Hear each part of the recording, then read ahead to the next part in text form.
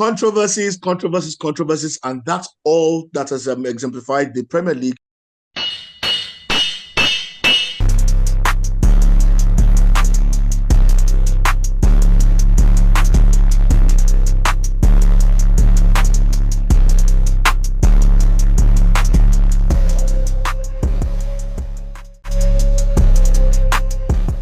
Again, another weekend of all kinds of controversial calls in the Premier League. Now, some have already whipped up all kinds of theories around this event in the last weekend. But then I don't want to be one of those people that will believe in theories. But we're going to be talking about today on Game On, your one-stop shop for the English Premier League. My name is Joseph Faulkner, and I've got the full complement of the gang in here today, starting with the runaway man, Festus Chuku. Today, Festus, how have you been? Kali, sorry I missed last week, but the weekend was not fine. That loss to Bournemouth, funny enough, it affected me a whole lot. I'm happy to be here, and I know we're going to have a great time talking football. Well, it's going to be a great time talking football. Eddie Echo is also in the building with us today. Eddie, what's going on, brother? I'm good. Let's talk about the monster that we've created in the Premier League. This refereeing officiating. I'm here for this, right? Welcome to Game On, guys. This one's gonna be a good one. And then the number one bald-headed guy in the world is also here. Femi Uyidola is in on this one as well. Femi, I hope you're not too traumatized with the whole weekend. A big hello and a warm welcome to the new reality of being an Arsenal fan. Can we play again without a player being sent up within 90 minutes? I don't think so. So it's a new reality. It's Arsenal. They say it's season by season, isn't it? So next season will be fine. Maybe we should write this season off already. I refuse to write it off. Okay. I'm not going to write this season off. It was a horrendous day at the office. The injuries didn't help us. If you don't have Saka, you don't have Odegaard. It was always going to be difficult. Then it became doubly difficult with Mr. Reliable. Trossard being out of character and getting us into big trouble. Of course, Saliba didn't cover himself with glory. The referee could have actually considered that. You can tell that the right back was coming in anyway. He could have kept us on, but anyway, life goes on. Kali, welcome again to everybody. Let's get going. All right, guys. Let's get into the thick of things already. Now, for a while now we've talked about referees and officiating in the about what Howard Webb talked about in that VAR errors have been reduced by about 80%. But we asked a very vital question: has officiating been better? And this last weekend is a pointer to the fact that I don't think officiating has gotten better. We've talked about inconsistencies on this show, and that's what we're going to start. That's what we're going to start today. And I want us to make sense of this. And I'm going to start with you on this one, Eddie. Saliba got a red for being the last man and bringing down Evan Nelson. But then Tosin Adarabioyo for Chelsea was the last man, brought down a striker, but there were so many theories that have been propounded around why he was given a yellow card. Let's make sense of that, Eddie. Listen, we're not going to make sense of it because we've created this monster in the Premier League. And it's always fascinating that, when a result involves Arsenal, it's almost like you bring out the board mass, you bring out your mat set, get out the compass, you get out the ruler. Everyone is doing all the permutations. We have to make a decision whether we want to be saying letter of the law or situational, because it don't seem like we're able to get the balance of it.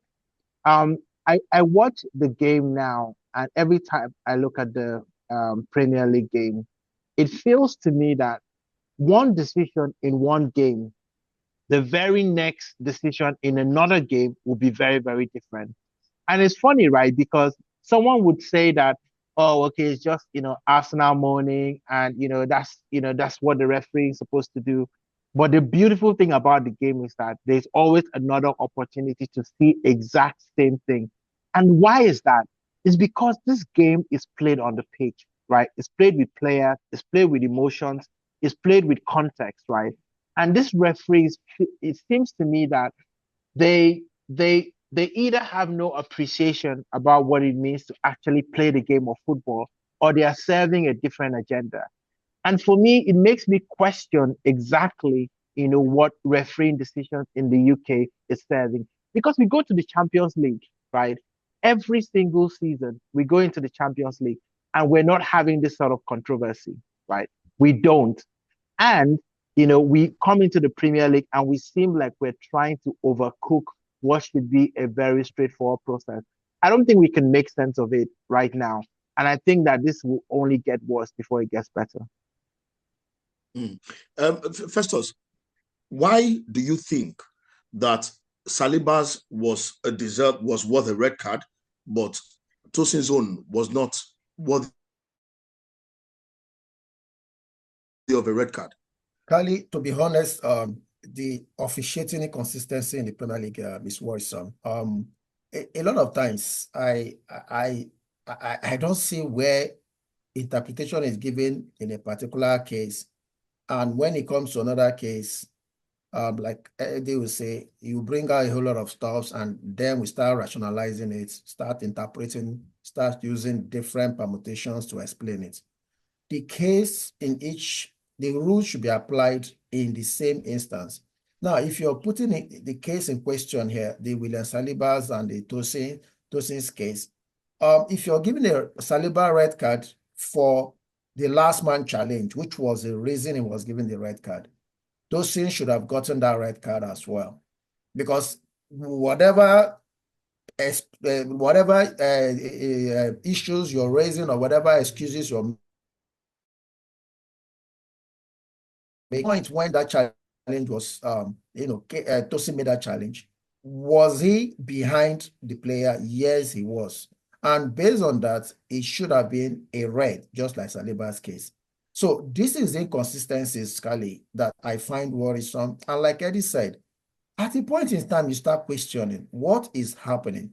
Why does these rules always seems to be applied 100% when it comes to Arsenal?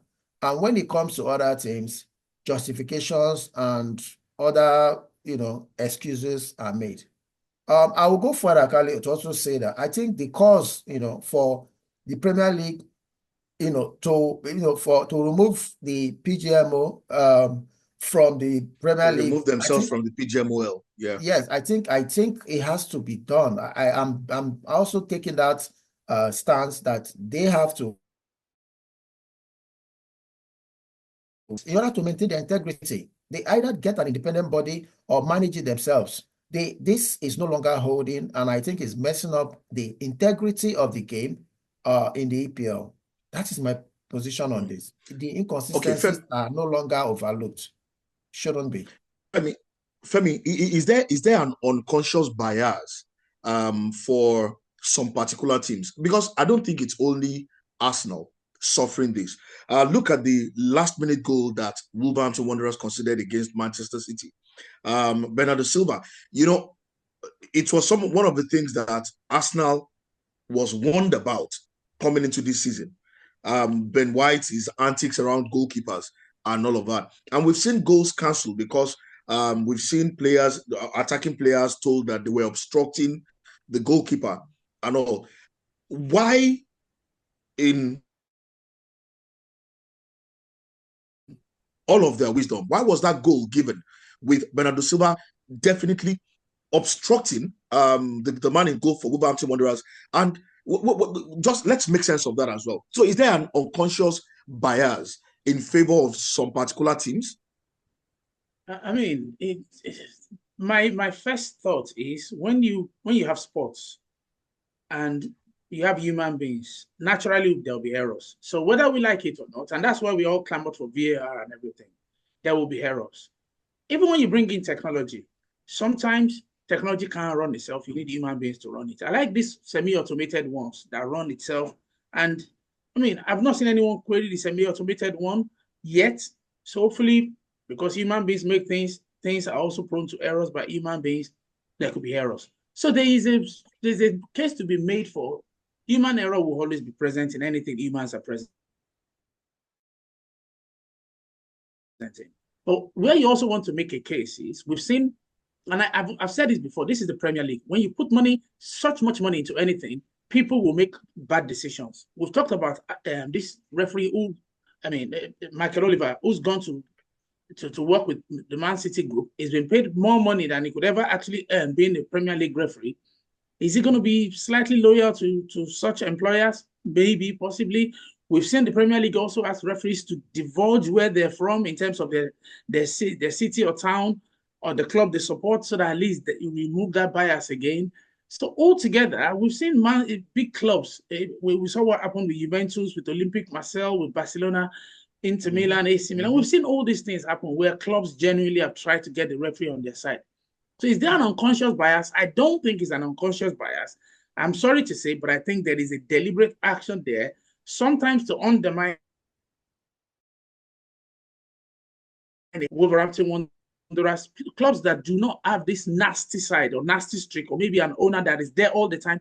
You couldn't do that to Chelsea and get away with it. That's what I'm. During the time of Abramovich, we all knew what was happening. We knew with Ferguson as well, you couldn't do that to them. So, Kali, there is actually something going on there. That's genuinely what I would say. Kali, before you step in, can I just ask a question? Right? Yeah. Why was Howard Webb at the Arsenal Bournemouth game? So he attends games. They determine which games. He has not attended all of Arsenal's games this season. He has attended some other clubs, so he attends games. That's a given. And it was my first time of seeing him, though. Oh no, he attends games and he's allowed to listen. He's allowed to listen to the conversation between the on-field officials and the VAR.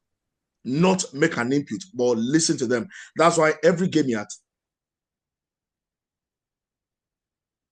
a device that has the audio from both the VAR and the on-field official. So he listens to their conversations, right? So he attends games. That one he's done that all season. Does that not put undue pressure on the referees and VAR? No, it doesn't.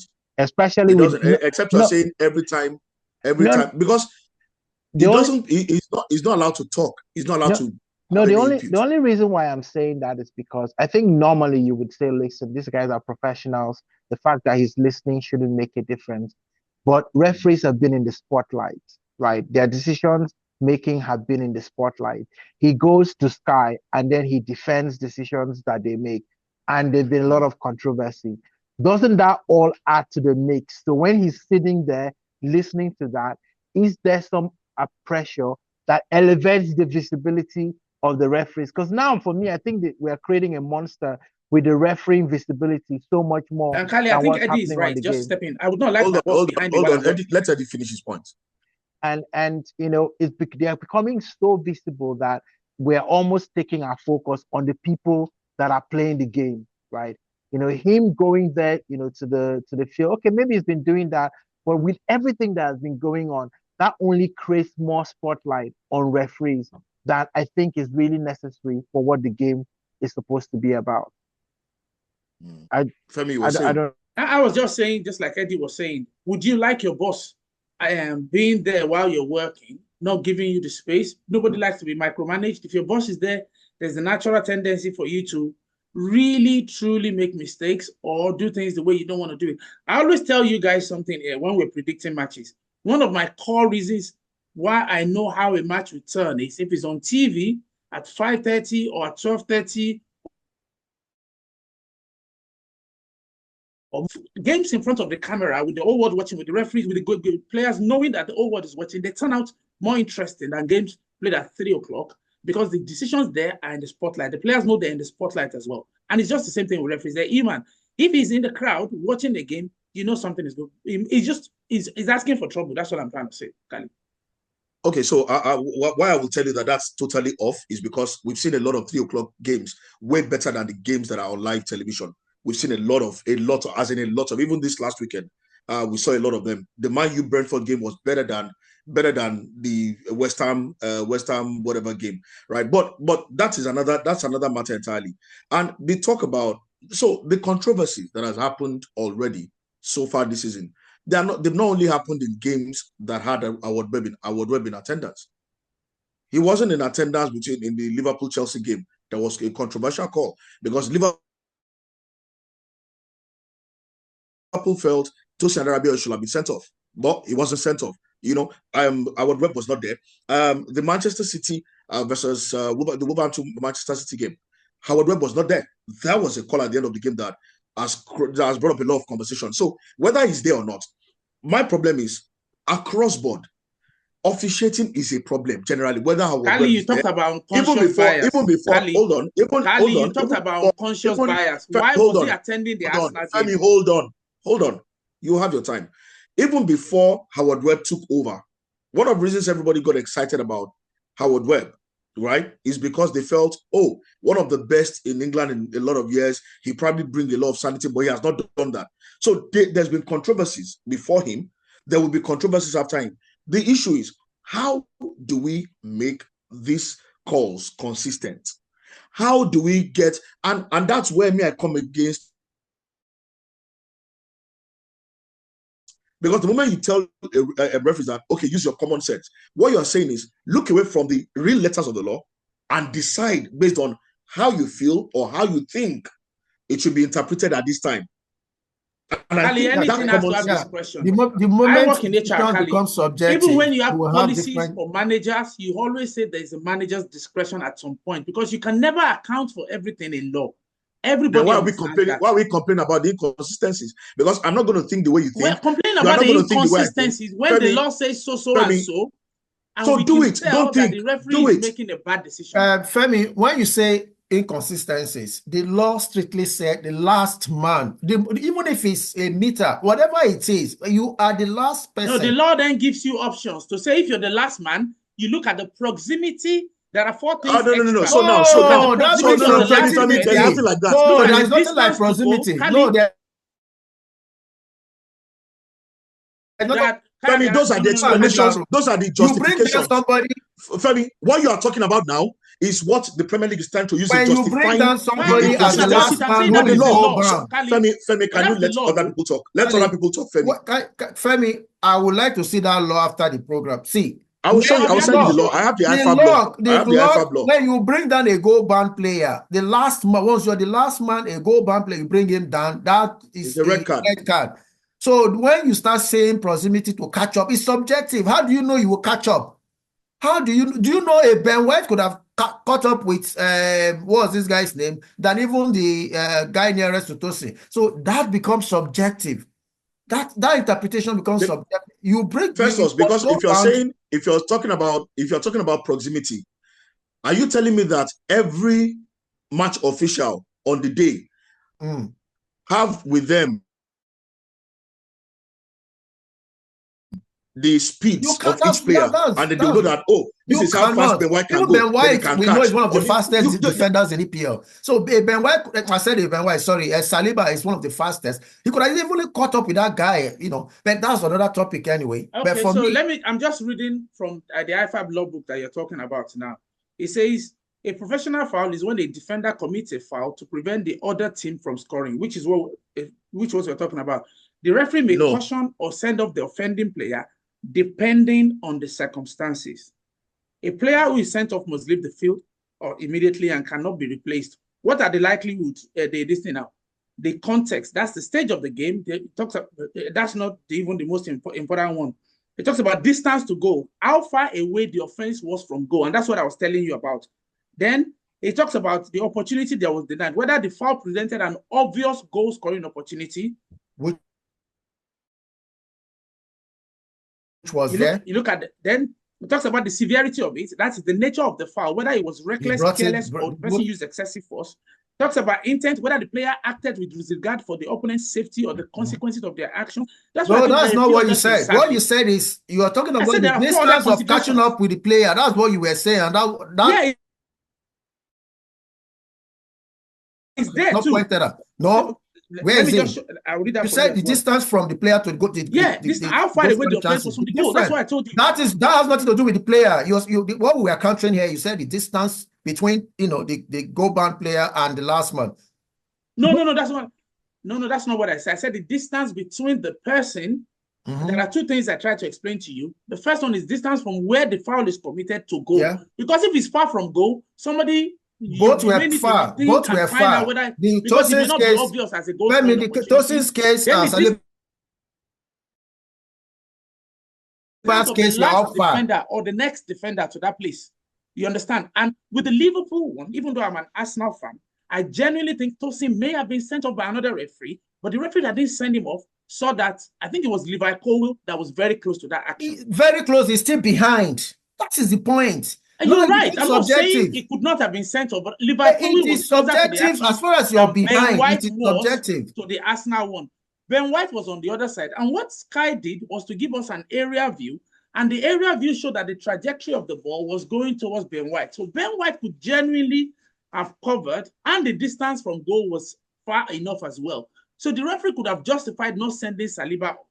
But because he's Arsenal, Kali said something important, unconscious bias. If I send him off, I don't care. Other clubs, I would think of other considerations. So there are considerations. It's not like black and white. If it was black and white, you can argue it. Femi, I'm not going to drag this. I'm reading I don't agree. Everything you read is an explanation somewhere. Last man is a straight red card. Once you are the last man, once there is nobody between the striker and the goalpost, it's a red card. There are no other considerations. It's a red card. These are IFAB. These are IFAB. I'm reading from the IFAB website directly, not any other whatever that is trying to explain. I'm reading from the IFAB. Once you are the last man, once there is no other defender between the striker and the goal, it's a red card. But these are the issues. When you say common sense, when you say, the interpretation, the on-field interpretation should be based on how the referee feels at that point, then we're going to have these inconsistencies. And if we agree that common sense should be there, then I don't think we should complain about the outcomes of all of this. But at the end of the day, Tali, I don't want to drag you back, but let me just point something out.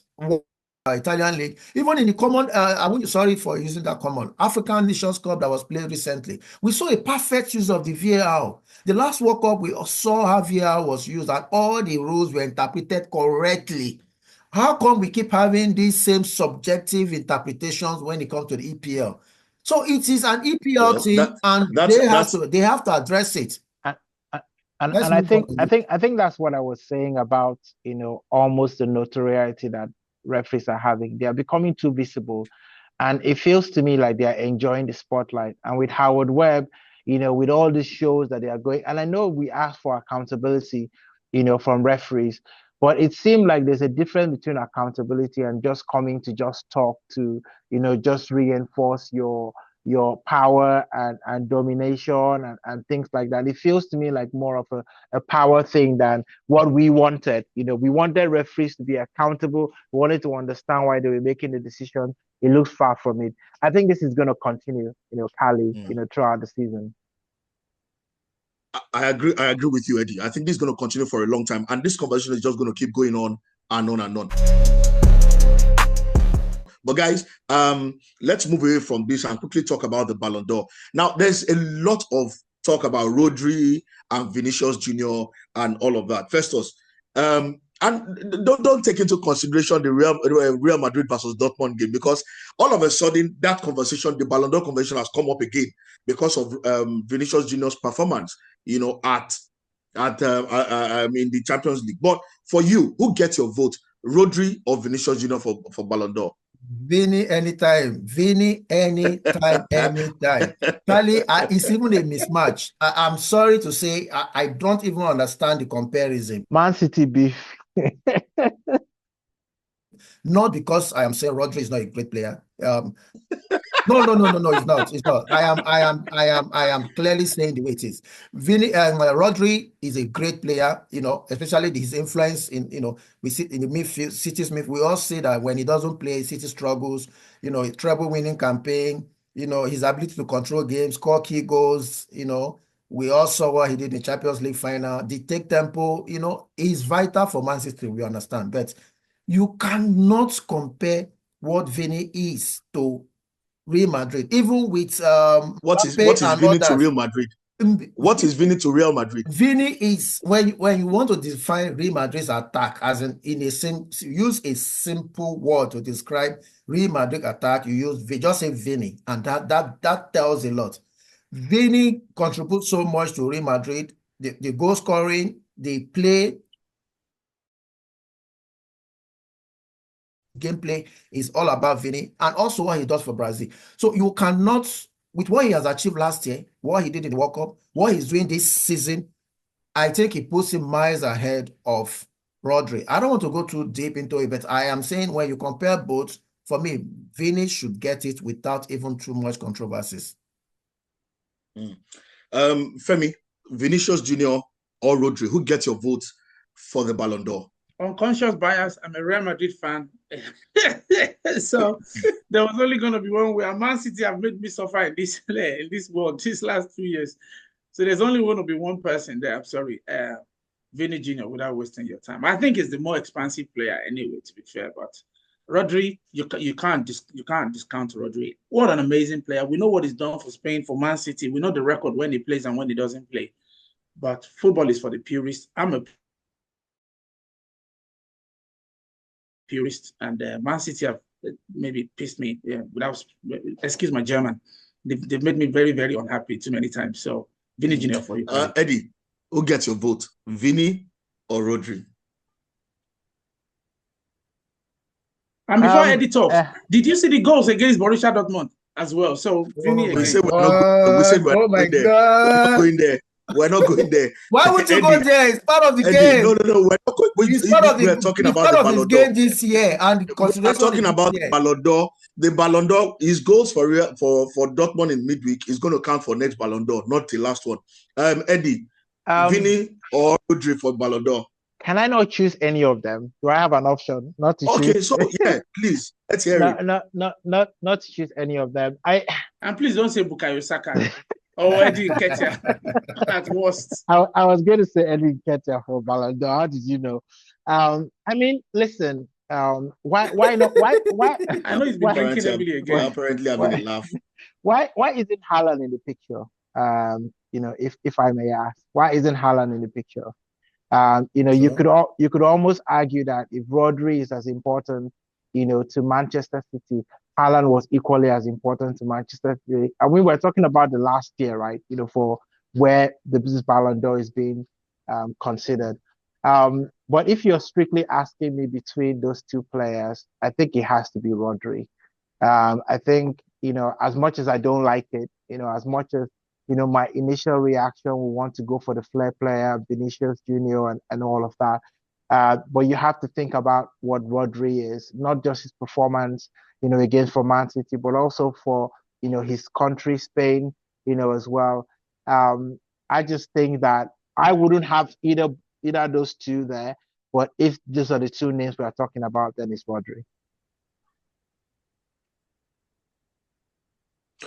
You read my mind perfectly, Eddie, because if it's gonna be those two, yeah, maybe I'll do Vinicius Junior, but I'm one of those people that don't believe that a striker, because of all the goals they score and all of that, they are the most important part of the team, and the way we vote for this awards sometimes make it look like that's what we say, that the strikers are the most important, so they score all the goals. But then what about the guys who ensure that goals are not considered? What about the guys who create all the goals? And these are the guys that I look at a lot of times, because they do so much, and we don't appreciate them. I think Rodri, for me, if we're going to stick to those two, I think Rodri is, even if we're going to bring Haaland, the player, he scored goals that a lot of people will probably not see in a long time. Again, Vinicius Junior, in part, Real Madrid last season looked very poor, in part, and Vinicius Junior, will come out of nothing and drag them out. Individual brilliance, even since Mbappe joined them, it's still been Vini. It's been Vinicius Junior or Bellingham, but it's actually majorly been Vinicius Junior who has been so amazing for the team, drags them by the scruff of the neck. And apologies, guys, I'm going to touch this one. Look at the game against Dortmund. They were almost down and out, and Vinicius Junior was the one who dragged them back into the game. So his importance cannot be overemphasized. But then there's a reason why every time Rodri is not in that Manchester City side, with De Bruyne, with Kovacic, with Gundogan, with all of them, there's still something missing in the side. You know, without De Bruyne, they find a way to play because they have other technicians in the side. You have Bernardo Silva. Now you have Savinho. You have other guys who can do stuff with the ball. But there's nobody that can give you that Rodri kind of balance and calm in the middle. And then again, when the chips were down and they needed that goal in the finals, who came up with the goods? Rodri. And that's why I think Rodri should be the man. He should win the Ballon d'Or. And then you compare two of them in the national team, Rodri and Vinicius Junior in their different national teams. Brazil is struggling in the qualifiers right about now. You know, until the last set of internationals, they were struggling. Rodri, super permanent in that side. The same influence he has at his club side, he has for his national team. And so, guys, Rodri is my guy for the Ballon d'Or. He definitely deserves it. He has done enough to deserve it. And that's why I just hope that we're not just looking at, we're looking at the overall contribution of the player, you know. And you know why, Festus, you couldn't really say what Vinicius is to Real Madrid? You look at the way you described Rodri. You took your time to tell us, but when you were going to talk about Rodri, you couldn't say anything apart from his goals. And we know he's quick. We know he can stop. Vinicius Junior. You just had to say, oh, if you say anything about Real Madrid's attack, is Vini. But you know what? You took your time to explain Rodri and how important he is to Manchester City. So, and that's why I think Rodri should just win this award, regardless of who else has been nominated. Your opinion. For this. Your opinion.